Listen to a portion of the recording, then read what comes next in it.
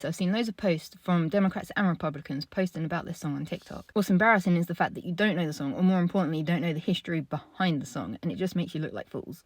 I'm English, and I understand it better than you Republicans. Maybe, I don't know, maybe it's because, like, they changed the name from the Dixie Chicks to the Chicks and you're getting confused? I'm not sure. But telling liberal women to not tell you Republicans to use it is laughable. It's because of the meaning of the song and why the song was released. Again, it's got absolutely nothing to do with liberals claiming the song nearly 20 years ago because it described their situation back in the day. And the fact that you Republicans either don't know that or are choosing to forget that just makes you look embarrassing. Now, for anyone who's been living under a rock and wasn't aware, tensions were running pretty high in the early noughties.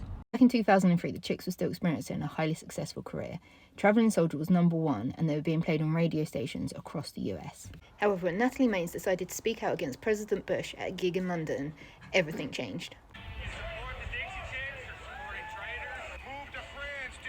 The Dixie Chicks went from being loved to hated overnight, but not just hated, they were receiving unaliving threats and they were being cancelled everywhere. The right went absolutely balmy and they were being so unbelievably triggered by what Natalie Maines had said. Radio stations across the US refused to play their music. They had the hottest song in the country and it died. All these radio stations, they won't play them. We call an ass and they won't. Had trash cans where you could bring your Dixie Chick CDs. The radio station set up these garbage cans for people to throw out their CDs. People were steamrolling their CDs, throwing them on bonfires and trashing them in any way they could think of. USA!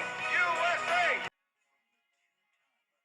And as previously mentioned, there were threats against their life. You should send her to Iraq, strap her to a bomb, and just drop her over Baghdad. Says Natalie Maines will be shot dead Sunday, July 6th. The Viral Center is working with police to provide extra security surrounding the Dixie Chicks concert. The song isn't to do with liberals identifying with it or claiming it as their own.